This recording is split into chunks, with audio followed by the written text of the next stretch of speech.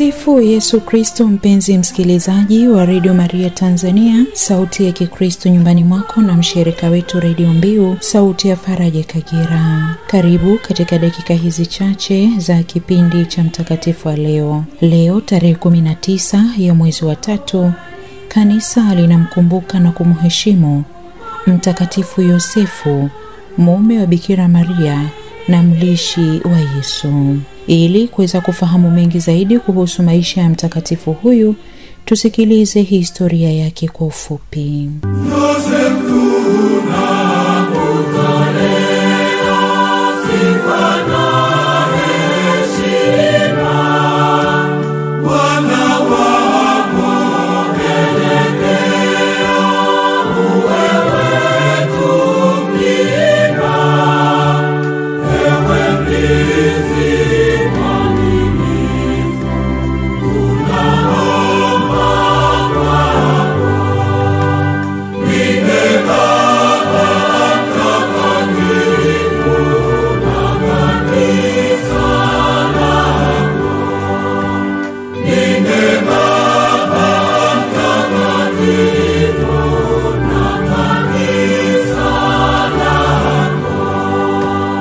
Mtakatifu Yosefu, baba mlishi wa Yesu na mume wa Bikira Maria, anasifiwa katika maandiko matakatifu kama mtu mwenye haki. Yosefu alikuwa mtu mwenye moyo safi kabisa. Alichaguliwa kulinda ubikira wa Maria, mama wa Mungu. Mafundi wa sanamu humchora Mtakatifu Yosefu na ua jeupe mkononi kwa kutuonyesha uzuri wa roho yake aliyoilinda siku zote safi kabisa. Alikuwa mnyenyekevu, kwa maana hakujivuna kwa sababu ya kuwa mwana wa ukoo wa Mfalme Daudi, wala hakuchukia ilipompasa kufanya kazi yake ya useremala apate kualisha familia yake na kumfundisha kijana Yesu. Tena alikuwa na mapendo makuu rohoni mwake kwa Yesu na Maria. Sasa anakaa mbinguni karibu nao, tena anao uwezo mkubwa kwa Mungu. Mtakatifu Teresia, aliyemheshimu sana Mtakatifu Yosefu, ametuambia, sikuomba kitu kwa baba mlishi wa Yesu nisikipate.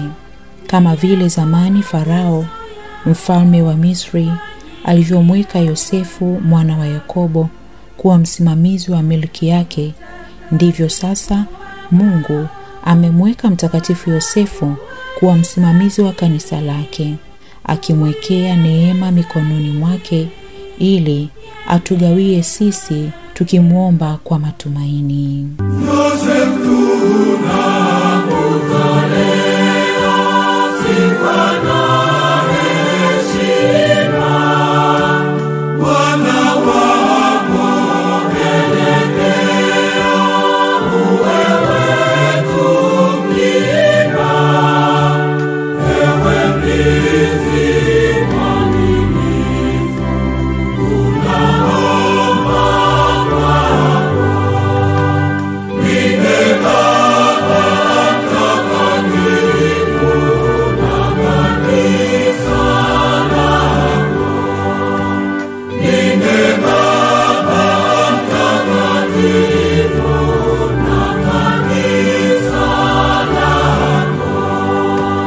Radio Maria Tanzania, sauti ya Kikristo nyumbani mwako, na mshirika wetu Radio Mbiu, sauti ya faraja Kagera, inawatakia heri sana wale wote wanaoadhimisha sikukuu ya somo na mwombezi wao Mtakatifu Yosefu, mume wa Bikira Maria na mlishi wa Yesu, tunayemkumbuka na kumheshimu siku hii ya leo.